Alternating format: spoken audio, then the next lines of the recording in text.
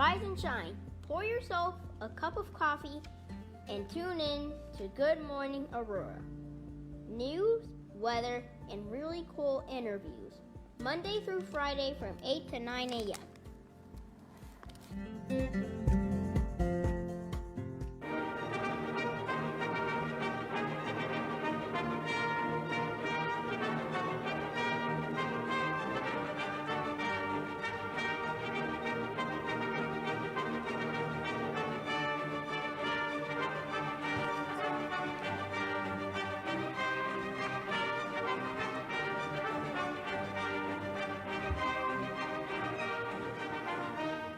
Good morning, Aurora. Good morning, Aurora. Good morning, Aurora. The time is 8 a.m. You are listening to and watching Good Morning, Aurora, the second largest city's first daily news podcast. It's Monday the 31st.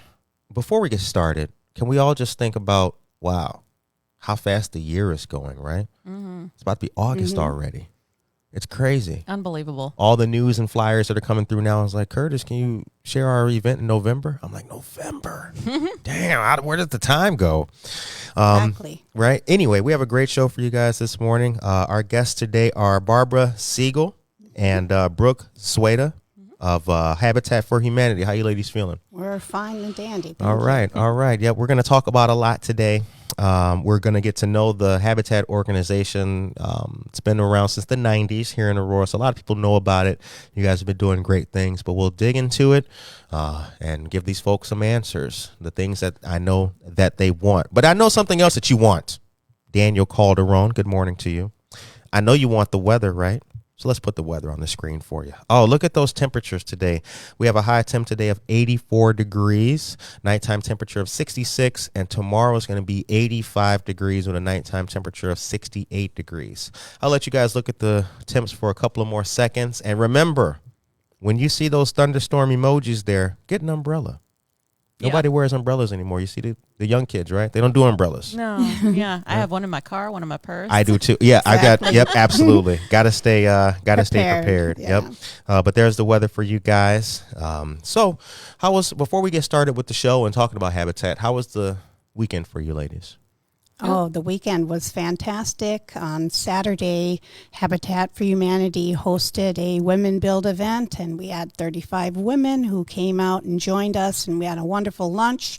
They found out how to support our organization by forming groups of ladies to help us raise funds, and then later on to come and join us for the groundbreaking event for the Women Build on October 14th.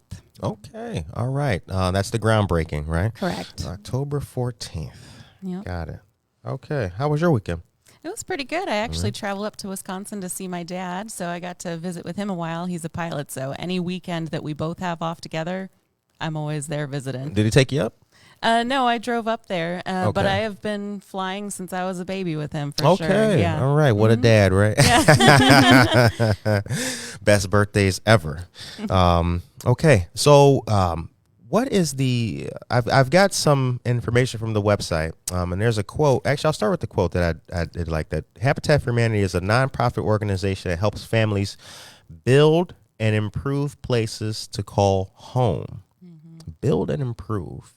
Let's talk about the building part first. We just talked about the women build, but Habitat Humanity builds homes. Yes, we do. Okay. We either build them from the bottom up, from the foundation, or we find homes that need renovations and the city either donates them or we can purchase them at a lower cost, and then we renovate them brand new for our families. Oh, how nice. All right. And then the improving, that's the renovation part and everything as well. I think there's a Habitat house that's being worked on in my neighborhood. Yeah, on, we're at on Claim Street. Yeah, yes. yep, Oh, we yeah. are. I live right around the corner from there. That's fantastic. So you've been watching it as it's been transforming into this burnt out house to this beautiful butterfly. It looks beautiful inside. So that's what happened to that house? It was a fire? Yeah, there was a fire, and then it was abandoned for quite a few years. So when we got in there, we had to do a ton of work just to make it livable again, and now it's gorgeous. Yeah, it's looking good. It's looking good. And I've seen some teams out there in all kinds of daytime and afternoons and on the weekends too. Looks like a nice house, though. Nice brick house. Yeah, Yes, very cool. it's totally been redone. It was open to the elements for 7 years after the fire. Yikes. And so the whole inside had damage from water, and we had to lift the basement and all the flooring at least 6 inches, so that all had to be replaced. But yeah, come on by. If you see a team out there, come on over and take a look at it, and encourage the volunteers that are out there, and talk with Len, our construction supervisor, and see how you can get involved in very being nice. a volunteer. Yeah, I like it. So you guys are out there in the community, that's for sure. That's for sure. And Barbara, what is your title? What do you do for Habitat? I'm Director of Development, Okay. and I've been with Habitat full-time since 2014. Okay. And Brooke, yourself? I do marketing and development, and I've only been here a couple months, but I'm the daughter of a homeowner, so I've been familiar with the program for a while. Okay. So familiar with the program. It seems like you ladies are really passionate about the mission of Habitat for Humanity. I want to talk about affordable housing as a fact here in Aurora. So we need more affordable housing. Mm-hmm. I'm curious, how many houses does Habitat build per year? It just depends on funding. Since we are a nonprofit, money has to come in from the community. So it takes a community to build a community. So sometimes we can build 5, which I've seen, or sometimes it's only 1. It just depends on the money coming in to the organization. We have built about 70 homes in the area since we started, though. So we're Really? Yeah. So Very cool. We're rolling and trying to make it more and more every single year. Yeah, and one of those homes was mine back in 2005. So I'll tell you how affordable it was. I'm a single mom, 2 kids. They were just tiny babies. One was maybe 6 months old. And it took 5 years of building, because it was a little subdivision, 7 homes. So it was so affordable. And Habitat carries our mortgages, so it's 0% financing, and your mortgage is geared towards your salary. It's not a cookie cutter mortgage. Not everybody gets the same payments. Okay. So it was so affordable that I paid off my home in 15 years, and I had a 30-year mortgage. So that was just, I can't tell you how much that changed our life by having a home that we could pay for. Very interesting. And you are the daughter of a homeowner. Yeah. Same story? Sort of. Sure, there's going to be some differences. Yeah, so we're actually in a rehab home. So our home was initially built in 1901. And it's another one that got gutted down straight to the studs.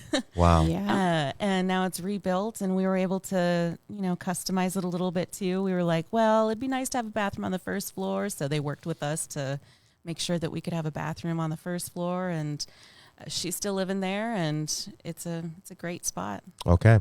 Now let's talk about Habitat Green Freedom. Habitat Green Freedom. What's going on with that? The name is cool, right? But that's a recent announcement, made the news, and I think that there was also a shovel dig that happened out there. Yep. Not a ribbon cutting, but it was a Groundbreaking. groundbreaking. Talk about that a little bit, and I'm excited to see the project. Yeah, definitely. So Habitat Green Freedom is something that we have been in the works for a couple of years now, but have just broken ground on it. We're working with NICOR to build a neighborhood of 17 homes that have all eco-friendly. So they're going to have solar panels that power them. They're going to be built with really good building materials to make them really insulated so that they'll keep their energy in.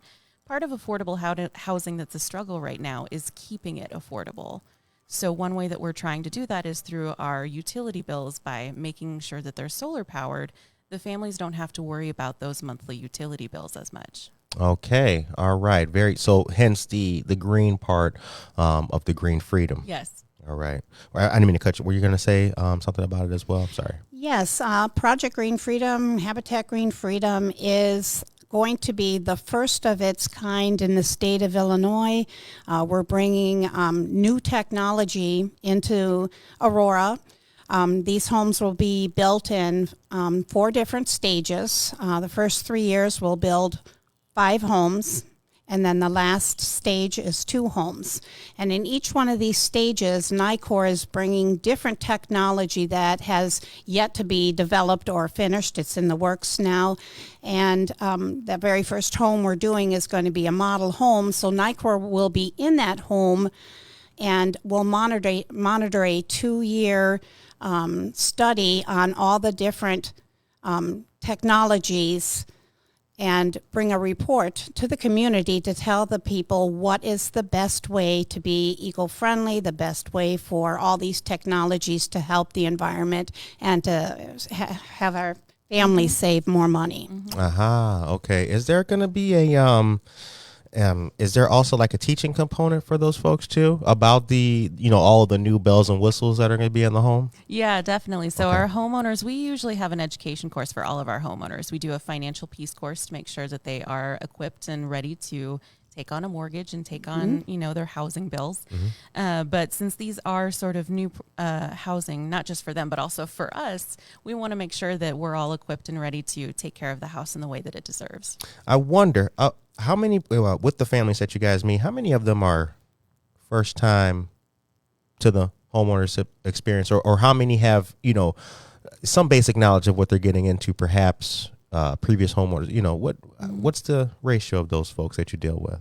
The majority of all of our homeowners have never had a house before. They've always been renters. Okay. So going into a home, there's a lot to learn. Like if something goes wrong with the toilet, you can't call the landlord anymore. You have to do it yourself.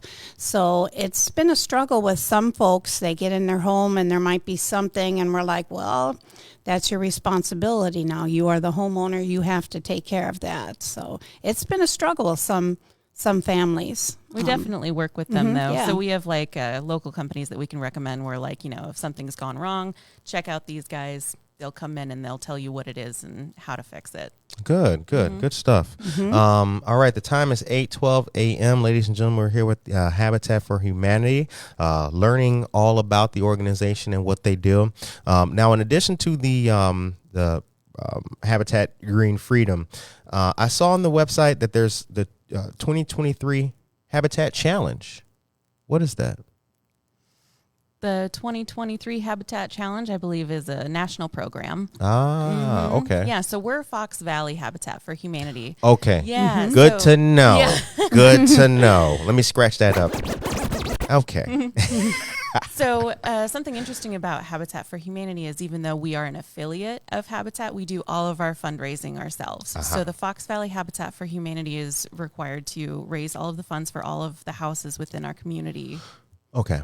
By ourselves. Okay. Another thing about our affiliate and every affiliate in the United States, we also have a sister country that we take care of. So any monies that come into our organization that is undesignated, that doesn't go to a certain home or family, we pay a tithe on, and that money goes to our sister family. And ours happens to be Bolivia, where we've built 117 homes over the course of our history. That's amazing. 117 homes in Bolivia. Yes. Wow. How does one become the sister organization or the sister country? I'm sorry. I'm not sure how they pick that. Okay. That's a international decision. But every affiliate has a partner country. Yeah. That's big. Yeah. That's big because a lot of places overseas, I've never been to Bolivia, but I've been to Ecuador, for example, and it's so stark, the rich and the poor, and we're talking about like folks not having a home is simply, it's not even imaginable. There are folks who have made shelters in the jungle in dense foliage. It's really amazing. So that's a big thing in a country like Bolivia, I'm sure. Yeah, definitely. Really big, really important. The time is 8:14. So as I mentioned, I was going to take a break and give these people the book club information because I'm a book reader, and I know that a lot of these young kids are book readers as well. Ladies and gentlemen, thank you guys for watching Good Morning Aurora. As you can see on your screen, Books for Scoops.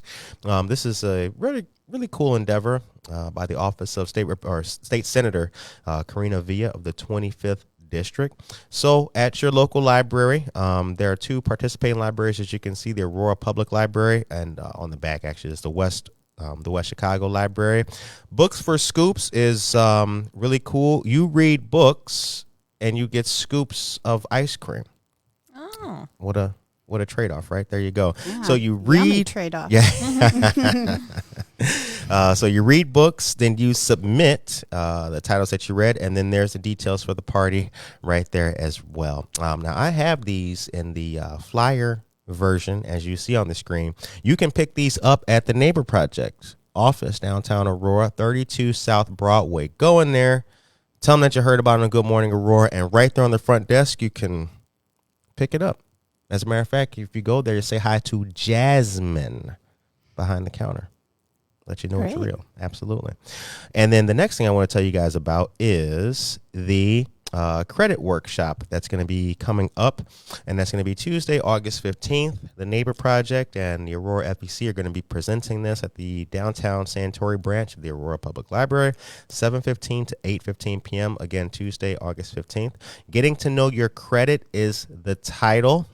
Credit is very important, especially in what we're talking about here. Yep. The potential for home ownership does exist. Get to know your credit score, what it's all about, how to improve your credit score, or the kind of things that may affect your credit score in a negative fashion, which would not be good. Mm-mm. Okay. The time is 8:16 a.m. So now, one of the other things that I want to talk about is volunteering.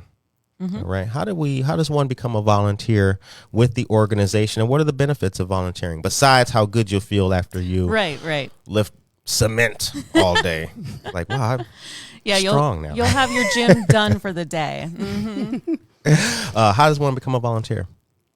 Well, if you're interested in coming out on your own, we have a volunteer website, which is volunteerfvhabitat.com. You can go directly to that and log in and make yourself log in and register for dates that we have already listed on our calendar. Mm-hmm. If a company would like to come out and bring out, let's say, a group of 10 people to do a team build day, they would contact me.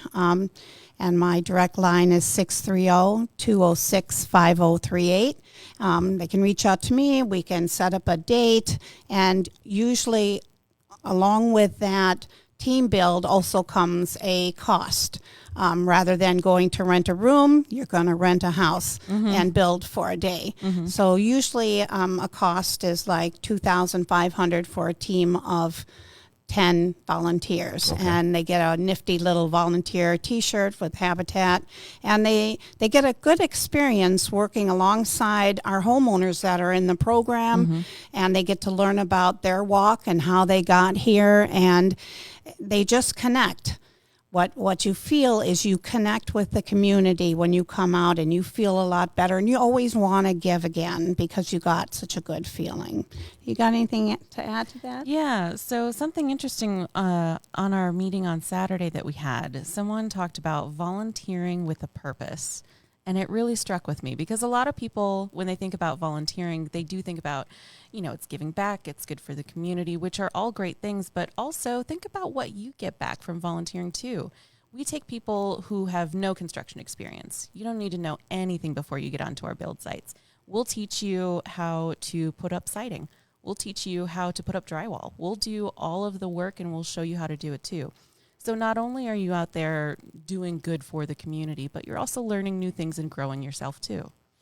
That's interesting because you speak the truth with that. There's a thing about volunteering, right? Mm-hmm.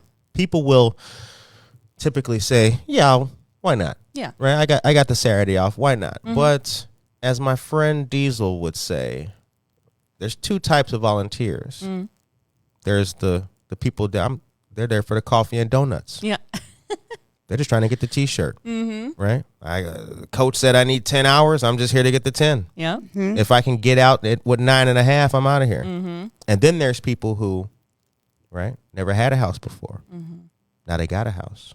So they spend their time with people who are trying to get a house. That's a whole different kettle of fish. Yeah. Exactly. And it makes for, I think, a different it makes for a different type of organization too. Yeah. Because I think a lot of people everybody would like to do good, but most people may not see themselves in the machine. They don't see themselves as really part of it or taking part in it. And I think that's key. Yeah. Because I like people who are there for a purpose. With Neighbor Project, we do volunteers too. And a lot of the volunteers that church groups as well. Chapel Street Church comes to mind. But a lot of our volunteers are either program folks or they're people who have seen the impact and are trying to give their time back. We got lawyers who volunteer with us. I myself, I was a volunteer. Yeah. Now I got hired. Yeah. So that's the whole thing. It's a whole different thing. So I like organizations that are trying to really do and fill the work with housing, because it's really needed here. Yeah. Which did lead me to my next question. What are the factors locally that are making affordable housing such a fever dream for folks here? And what can we do to reduce that? What can we do to help in that? Or, our organizations are doing what they can, but what can the average individual do?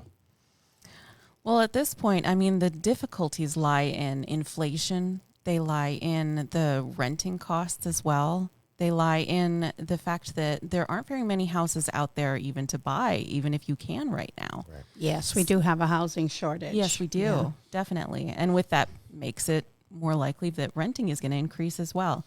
So part of the thing that we struggle with is making sure that the right people can find us. So we don't just give away our houses. Our houses come with a 30-year mortgage, but we keep it affordable by offering 0% interest financing. We use subsidies from the government to help us keep the cost low. We use volunteer hours to help make sure that our costs don't run too high. And our homeowners, they have to volunteer themselves too. We require something called sweat equity. And that's where they put in at least 350 hours of sweat equity, basically volunteer hours, into the program. And that helps us make sure that not only that they're dedicated to our program, but to make sure that our costs stay low through the volunteer work as well. Sweat equity, also known as skin in the game, right? Yes. Exactly, and that is a requirement for all of our homeowners. We also do a lot of in-kind donations. We have some wonderful folks that work with us, like Advocate Construction, Accurate Door, for years have been giving back to us by doing construction for us. They've paid all the labor and all of the items, and that also helps keep the cost of our houses down. And I also heard on the news this morning that there is a shortage of construction workers. Yeah. Really? And that housing costs are going up because of that construction cost of, it takes longer to build a house, or the cost to pay a construction worker is going to be higher. So I can only foresee, as the housing costs go up, the interest goes up, and that's also going to affect the bottom line for all of our renters. And the majority of our people who rent are already in substandard housing. I mean, really bad mold issues, bug issues, rodents, issues with air coming in and being cold, or not the right AC or air conditioning or heating.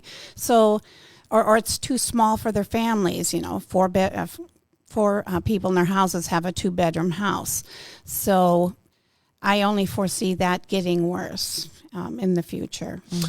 Yeah, there's a couple of things going on the community. I mean, I what you're talking about is, I'm just thinking, because I live in the same neighborhood where the houses we're talking about, and a couple places you see what's going on. It's a small house, but there's like 4 families in it. And it's like Isaac Asimov said, right? It's like the toilet problem. If you've got one toilet but 2 people in the house, then that's a great democratic situation. Yeah. But if you've got one toilet and you've got 6 people in the house, no matter what you do, there is no equality in there, and there's a lack of. And I see that we're going to need more than an hour to talk about what we're talking about today, but I did wanted to bring that up because for the organizations that are out there trying to do both, it's not an easy job. No, because we've got to face not only, we're a nonprofit organization. Exactly. So there's a limit to what we can do. And our goal, of course, is to get everyone into safe and affordable housing. But there's just so much need for it right now. Right. So we're struggling just we're building as many as we can. We've got a new 17 home neighborhood coming up, but the first phase already has, I think, almost all of its slots filled by our families. So And we still need more families. Yeah. Which is a good problem to have. It's a good thing. Yeah. But we wish, of course, that we could help more. It's just a funding issue at this point. Yeah. Our organizations do great work together. So that's what it was. And Barbara, you said it. The last time we were hanging out was at Everlasting Word Church. Exactly. That's where, remember? Yes. It was hot that day. It was hot that day. Oh my gosh. Y'all were in the shade. Yeah. I was out there with we the were 300-pound camera running around. I bring that up because your organization was a neighbor project. Huntington Bank was there. A couple other financial partners were there. Yes. And I noticed something now that I never saw before. Never saw it before. I see the banks, the institutions. Now they got boots on the ground. Yeah.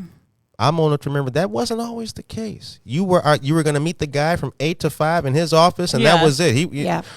He wasn't out there with ice cream for you and pushing the kids in the right. No, Or volunteering to build those homes they're selling. Exactly. Right. Exactly. That's what's new now. Yeah. I like it. Good work being done. But boy, there's so much to do. Yeah, there really is. There's so much to do. What does Habitat need? And how can besides volunteers and donations, things like that, and how can anybody listening, because I want a call to action for anybody. We need homeowners.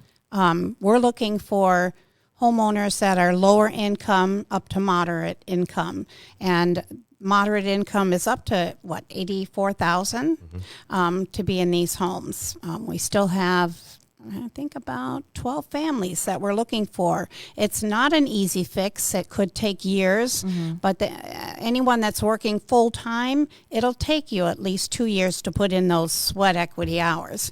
Because if anybody's working, they only have 1 day a week where they're able to volunteer. If even that. So we urge folks to apply.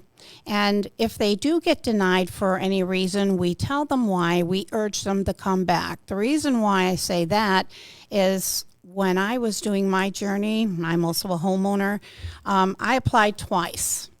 And each time I applied, they told me, well, you're almost close, Barb. You know, you have to push this much income or do this. And then after a year, you can come and reapply. So I did that twice. Was denied. I was determined to get that house for my kids. And the third time was a charm. They called me and told me I had been accepted into the program, and they congratulated me. 2 years of hard work, you know, and it pushed me because this is what I wanted. Being a divorced single mom, I needed to move forward and do something better for my family. Yeah. So we urge people to come and apply, see where they're at. We don't necessarily look at credit as a form of whether or not you're accepted in the program, because there's all sorts of credit problems. If you have health or medical, or there's school debt or debts that you can't foresee in your future that, you know, but we look at if you have a lot of debt with credit cards and, you know, things like that. And then we urge you to start paying them down, come and take our financial classes so that'll help you in the future to maintain a healthy budget. But we still need folks to apply. We have 2 orientation Zoom meetings coming up pretty soon. You can find that under our website at foxvalleyhabitat.org under Housing Help. If you go to that tab, you can read all about it. It gives you a form of the types of income that we're looking at for certain sizes of family, and at the bottom you fill out not an application but a form with your name, address, phone number, and email, and tell us what date you're available for this Zoom meeting. We'll send you a link, and that's all it takes. You join us for that Zoom meeting, and you're able to come and get an application, and it's just one click away for home ownership. And never give up. If you are denied, don't look at that as a shut door. Always come back, because we're here to help you. We're not here to, push you down. We've already have families that have been, on that route. And reapply. Reapply if you do get denied. What does it take to do what you ladies do? And I'm not talking about what clocking in and clocking out. I'm talking about, what does it take? Passion. Okay. We want to help folks. Okay. I eat, dream, think, live Habitat. I want to help families, whether they're single parents or families who both work full-time jobs but don't make enough to even qualify for a mortgage at a bank. I want to help these families, because becoming a homeowner, you build safety in your house, you build equity, you build those four walls that are yours.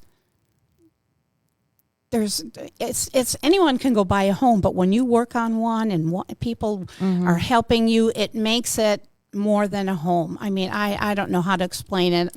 Well, how do you feel, Brooke? One of my favorite things that we do is we sign our studs. So the studs that go into the home, and sometimes they're already built up in people that have volunteered that day, they will sign their name. They'll sign well wishes to the homeowners. And then the homeowner is usually on site and sees that. And even after the drywall is put up and they're painted and finished, they know that on those studs is the love and support of their community, people that don't even know them, people that were willing to just give their time and energy to help them. And that's one of the favorite things that I have in my mom's home. I mean, I don't see them necessarily, but I know they're there. That's awesome. When they were doing my home, I felt the same way. And to this day, after 20 years, I walk into my home and the first thing I see is my flooring, and I see those 3 young men who put in and donated the flooring. I mean, I will never, ever forget that. And every time we do a dedication or a groundbreaking, I feel that same feeling. All those emotions come back, like right now, and I feel like I just want to cry, not because of sadness, but overwhelming joy. Just the joy knowing that my community was there to help me and they didn't even know me. That is an awesome feeling. So I want to bring that feeling to everyone who reaches out and is in need of affordable housing. Yeah, I know the feeling. We have the network savings program. What we call it, what the point is to build a homeowner out of a renter. Yep. And man, I've seen people even before, way back in life. I saw people doing all kinds of things for housing. The idea that somebody would be having a kid playing football, but living at a hotel. Yeah. I mean, I've seen that when I was a young man, and now at this point in my life, I still see it. Yeah. But the difference is that now I'm in a position to do something about it. Right. As much as I possibly can. Yeah. I have no bearing on this person actually following the budgeting tips, but I'm able to do something about it. I got somebody who can sit you down. I can. Yeah. Yep. We call it a hand up, not a handout. Exactly. Yes. Exactly. And that's the thing that's what's come full circle in my own personal life. I can do something about it now. Yeah. Now it's not just a broke dude couch surfing. Now it's a guy with, unfortunately, a divorce in his history or financial bills which have wiped him out. Yep. Exactly. Now we're on the path to hopefully change the situation. Yeah. The time is 8:34. So I also saw on the website that Habitat works in more than 70 countries. Now that's the international piece that we were speaking of as well. The sister country for Habitat Fox Valley is Bolivia. Yes. Have you ladies done any traveling to any of these other Habitat countries? Is that a feature of volunteering? That'd be cool. We're going to Greece tomorrow.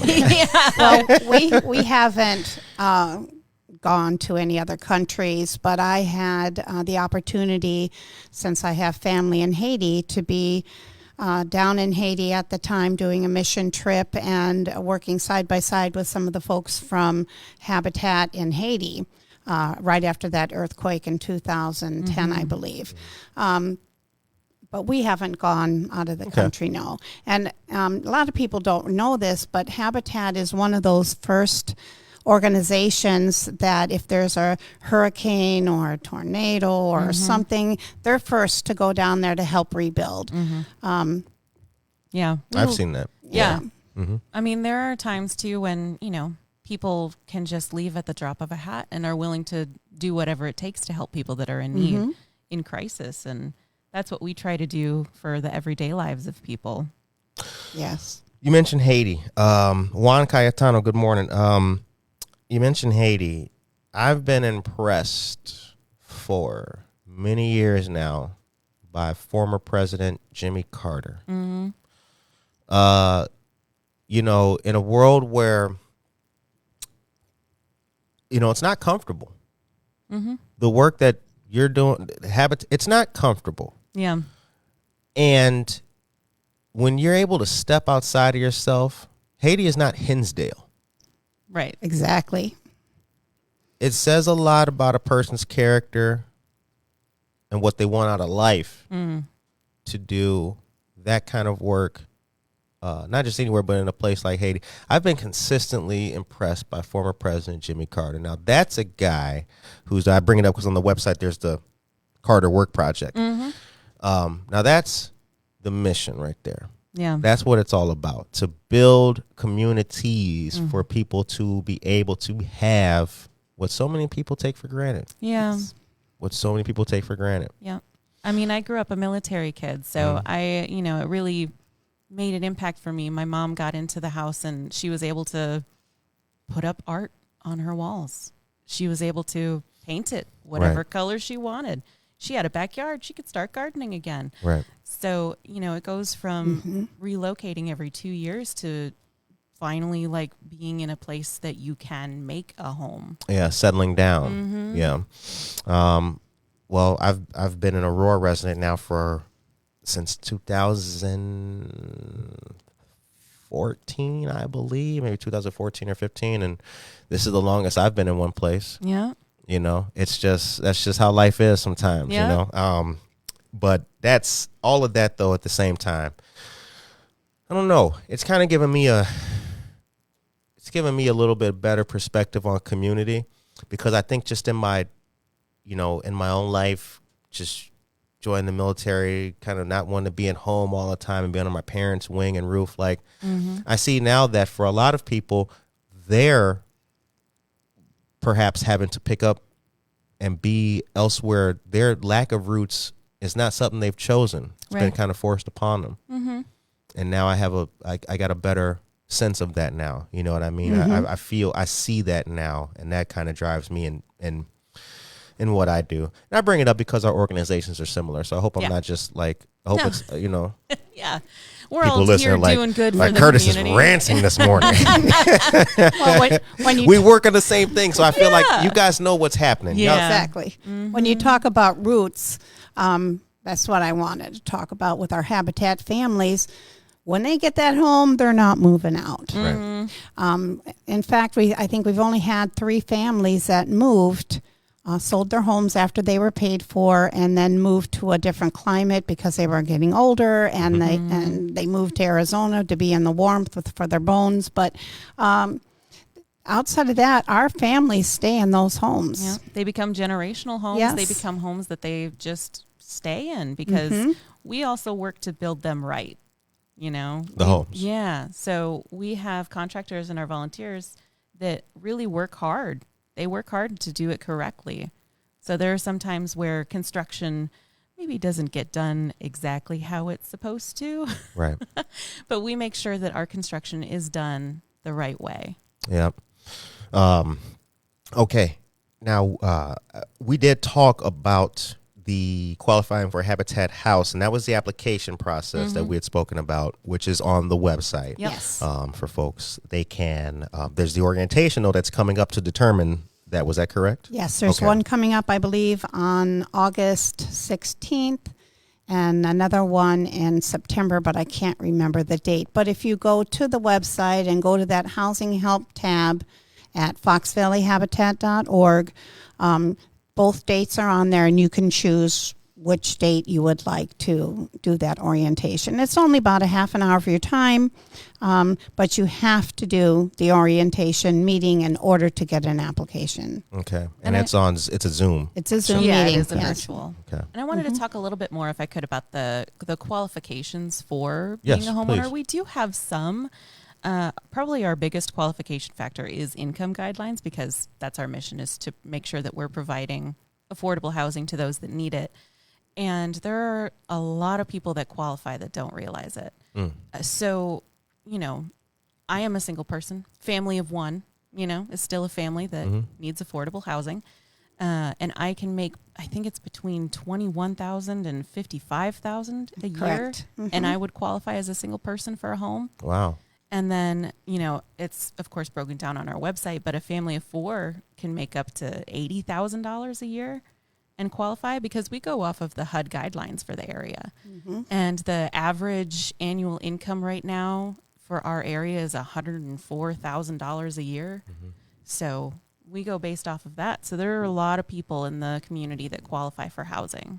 Interesting. Another qualification is they have to have shown that they're able to work. So they have to give us 2 years of their federal tax forms. They also have to be within our community. They have to live or work in our community for at least a year. Okay.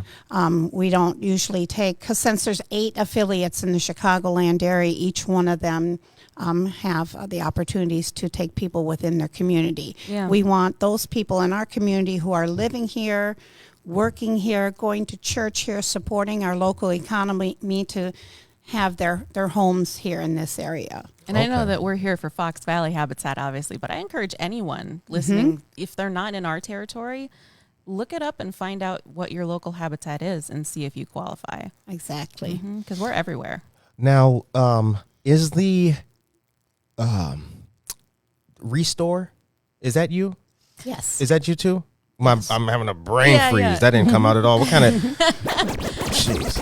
What kind of English is that, Curtis? Well, our Restore was... You know what I meant. Yes. You know what I Yeah, meant. yeah, I follow yeah. it on Instagram, so that's why I'm Yeah. like, I looked familiar. Okay. Yeah. The Restore was designed to help us bring in funds so that we can continue our building program. Okay. So not only is that money helping us, we're also helping the environment from keeping all of those things going into our landfills. Right. So, and it gets recycled. So it's a win-win situation.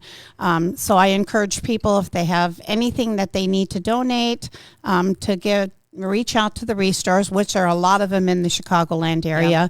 Donate your items so that they can be sold to help bring more money in for the building program. Also, pro tip that I've used before is that they will pick up for free. So if you've got some heavy furniture, Ooh. Exactly. we will Ooh, come there you in go. and we'll take it. Because everybody's, hey, look, everybody's got a giving heart Yeah. until they start trying to pick up that piano. It's like, Right? you know what? Well, we I'll don't just- accept pianos, Okay.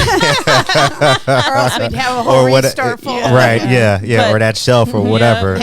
Exactly. Yep. So we will come in. Yep. I'm glad to know that's you ladies, because a great man and a friend told me about he said, Curtis, you want to know a great place and organization that you should have on your show sometime? This was back when the show was just going from 1 year to 2 years. He said, you should have the Habitat Restore on the show. My friend Judd Lofshe, Yes. great man. He is the first person who brought that up to you guys, and I remember looking at it, and I followed it because of him. Yep. So I hit the like button for that, and I kept seeing the stuff going on, and there's been some events taking place over there as well, some community stuff going on. So that's a good thing. Yep. That's a really good thing. Kind of killing two birds with one stone. Yeah. Exactly. Yep. Okay. The time is 8:44 a.m. Wow, time is just going quite fast today. About the Restore, that's another place you can volunteer if you want to come on out and help the guys in the back, bringing in the merchandise, cleaning it down, moving it around. It's a good place to do some sweat equity hours as well. Okay, so volunteers are accepted at the Restore as well. What's the hours over there? Tuesday through Saturday from 9 to 5. Tuesday through Saturday from 9 to 5. Okay, awesome stuff. All right, time's 8:45 a.m. So what's going on? What other calendar events do we got coming up with the exception of the orientations and things like that? What's going to be happening? I mean, you guys going to be doing some cool stuff coming on. I mean, where can we come out and hang out? Yeah. You know? So I think our next event is called Paint a Stud. So the studs that I was talking about earlier that go into the home. Okay. Yep. We go out into our community and we, let families and kids paint them as well before they go into the home. Okay. And we've got that one coming up on August 15th, I want to say. No, I think that is September 30th. September 30th. September 30th at Studio 41. That's on Route 59, North 59. I think the address is 1320, if I'm not mistaken. But Studio 41 is another contractor that works with us. They help us with all of our Kohler needs in the bathroom and the kitchen, and they also help us with all of our cabinets and things for the bathroom. So they've been wonderful, and they want to hold this event in their parking lot. Yep. Okay. And it's from 9 to 4, I believe, on September 30th. Paint a Stud to Studio 41. Okay. You can pre-register on Eventbrite. It's also located on our website. We're asking $25 for a stud. You can paint more than one if you like. It depends on how many we have. But it'd be a wonderful event to bring your kids out to learn a little bit more about Habitat. And it's another way of giving back. When we're doing these houses, and let's say for the women build, we paint them all pink. And when you put all those inside studs up and the house it's all pink in the inside, it's such a wonderful, it's a beautiful look. Or for the Green Freedom, we're doing the studs green. Okay. So I urge everybody to come on out and bring their kids. It's a learning experience, showing your kids how to volunteer, a small part of volunteering. Yeah. September 30th. Okay. Women Build is ongoing, though. Yes. Okay. That's the right way to put we have a 4-year campaign running right now within Habitat Green Freedom. There's going to be 17 homes, and we're doing one each year is going to be a women build home. And so we need to raise $250,000 per home. So our campaign is $1 million campaign.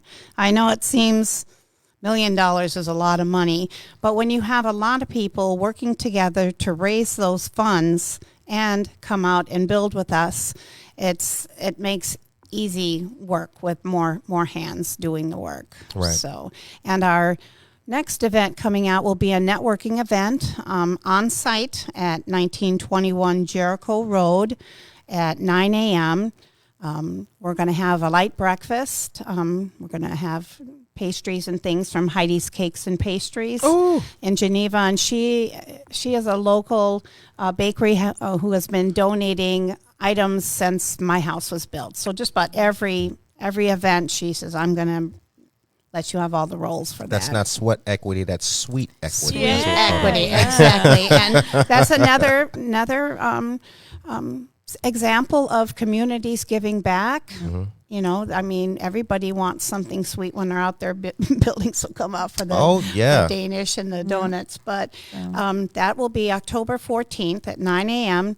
We'll have an hour in between. Everybody's welcome. Bring your business cards, network with everybody in the community.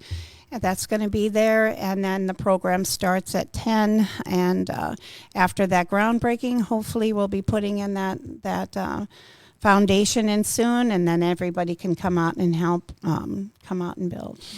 I love it. Question, curious, and if it and again, if you don't want to give anybody's information away, but the house on Claim Street, is that one like completely done? Is there going to be a ribbon cutting for that one when it's like 100%? Yes, finished? it's not quite done yet. Okay. We're looking at doing the dedication possibly in September, October. We haven't set a date for that. We do have a family for that. They just had a new baby, and they've been in there working like banshees trying to get it done. I mean, honey, give me the nails. We got to get the crib ready. Exactly. And yeah, they just had a new baby in January, I believe. Yeah.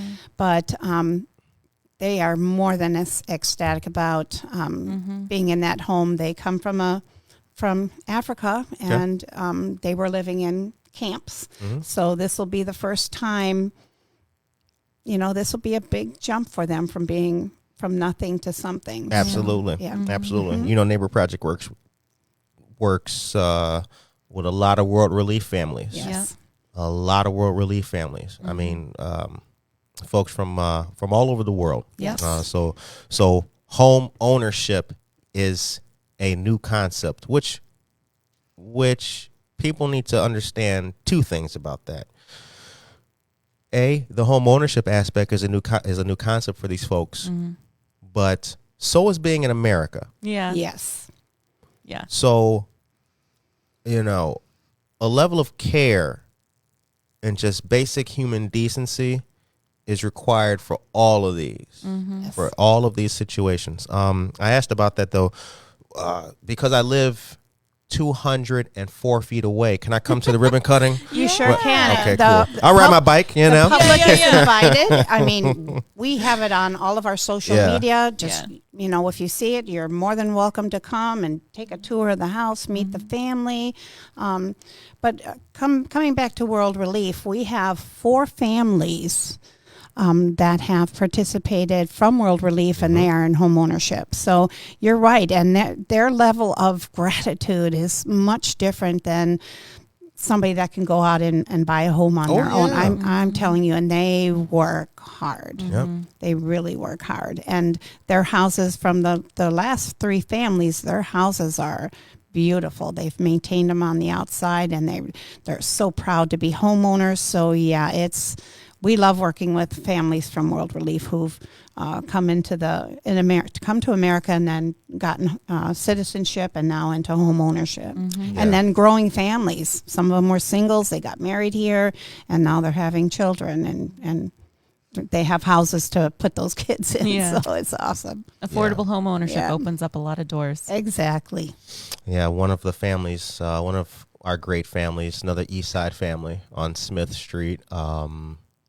We go there and do some yard work and do some of the volunteer activities. And Chapel Street Church in Batavia sends us, they send us about 25 to 30 kids a year, different times. But boy, it's something, I'm telling you. You got a yard full of people, and the kids are looking out the window and seeing it all happen. It's a good feeling. Yeah. It's a really good feeling. Time's 8:52. October 14th.